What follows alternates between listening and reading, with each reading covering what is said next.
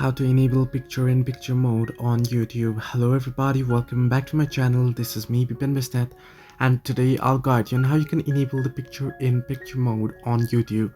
Now, first things first, there are two different ways to enable the PIP mode.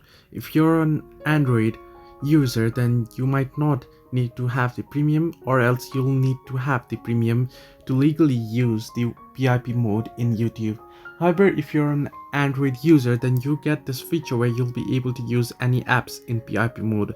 How? Let me show you. First things first, you can simply open up YouTube. You can play any video, right? You can open the app on the background apps option this way. So once you do this, even if the video is playing in the background or not, you can simply tap and hold on the app, the YouTube app tab, and then you can see you'll get the option that says pop here for preview. If you drag it upwards, you can drag it for half screen upwards or downwards, or if you drag it in the middle, you'll get this option drop here for pop-up view. Tap on it and your pop-up view will appear here person-in-person mode.